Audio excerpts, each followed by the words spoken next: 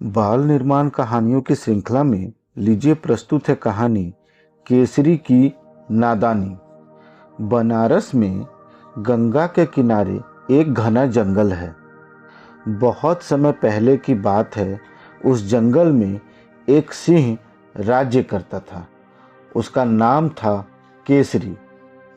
केसरी की प्रजा उसे बहुत चाहती थी। था भी ठीक, क्योंकि केसरी प्रजा का बहुत ध्यान रखता था। उसके दुख दर्द में साथ देता था, सभी की सहायता करता था। उसके राज्य में कोई भूखा नहीं रहता था और ना ही किसी को किसी बात का अभाव था। पर केसरी में एक बहुत बड़ा दोष था। वह था स्वार्थी। यदि कोई वस्तु उसे पसंद आती थी तो उसे वह दूसरों को बिल्कुल नहीं देखता था। उसकी यह बात भालू, रिक्छ, वानर, लोमड़ी आदि किसी भी जानवर को अच्छी नहीं लगती थी।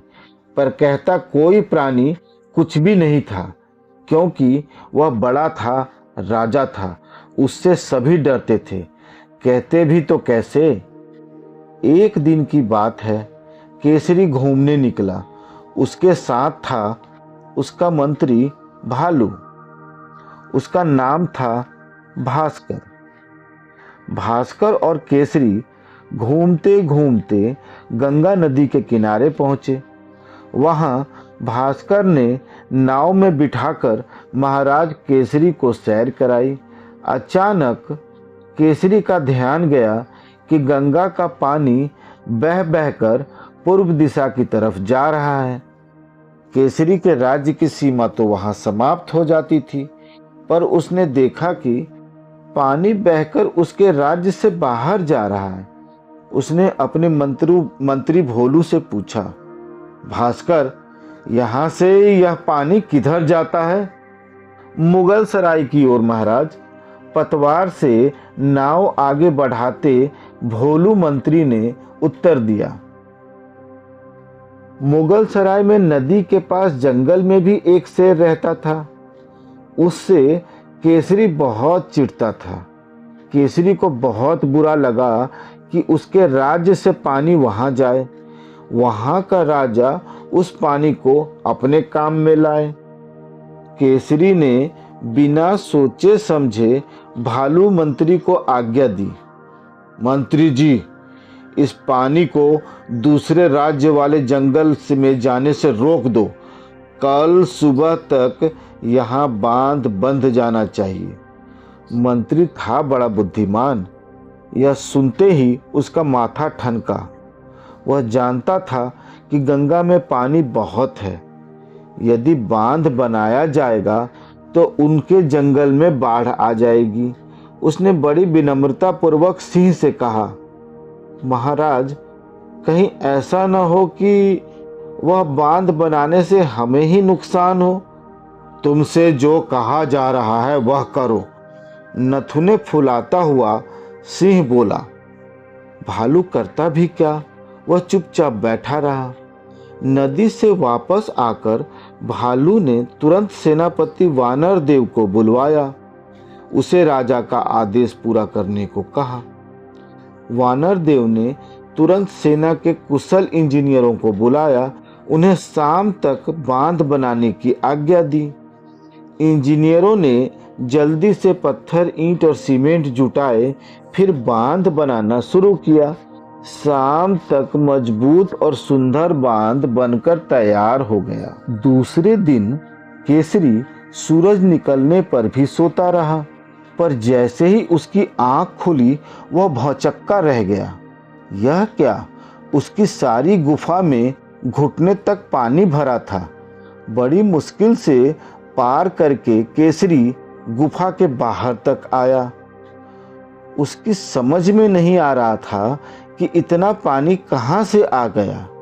वह अभी सोकर उठा और आंखें मल ही रहा था। उसने देखा कि दूर से भालू मंत्री बड़ी तेजी से नाव खेते हुए वहीं आ रहा है। नाव को पास लाते हुए भालू बोला, जल्दी कीजिए महाराज, जल्दी से नाव में बैठिए।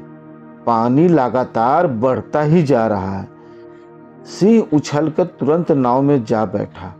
तब कहीं जाकर उसने चैन की सांस ली। फिर भालू से पूछा, इतना सारा पानी कहाँ से आ गया? बांध बनने से सारे जंगल में बाढ़ आ रही है महाराज। सभी जानवरों के घरों में पानी भर गया है। सेना सभी को निकाल निकाल कर ऊंचे पेड़ों पर बैठा रही है, भालू ने उत्तर दिया। यह सुनकर सिंह को अपनी मूर्खता पर अफसोस होने लगा। वह सोचने लगा कि पहले ही मंत्री की बात मान लेता तो ऐसी परेशानी कभी नहीं आती। उसने तुरंत सेनापति को बुलाया और तुरंत बांध तोड़ने की आज्ञा दी। सैकड़ों बानर इस काम में जुट गए। कुछ ही समय में बांध टूटकर गिर पड़ा। जंगल में आई बाढ़ दूर हो गई।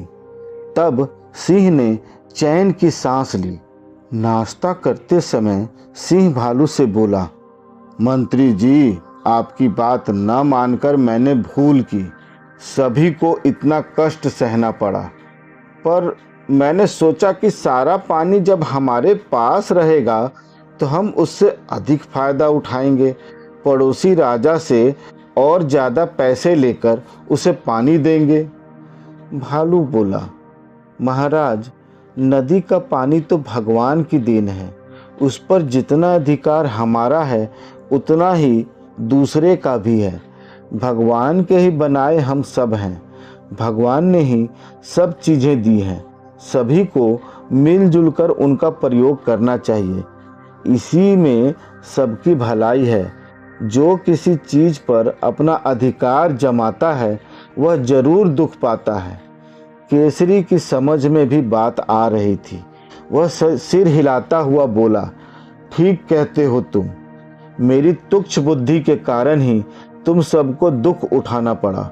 इस घटना ने मेरी आंख खोल दी है। अब से मैं अपने स्वार्थ को प्रमुखता नहीं दूंगा, दूसरों का भला सोचूंगा, क्योंकि स्वार्थी सदैव अंत में दुखी ही होता है।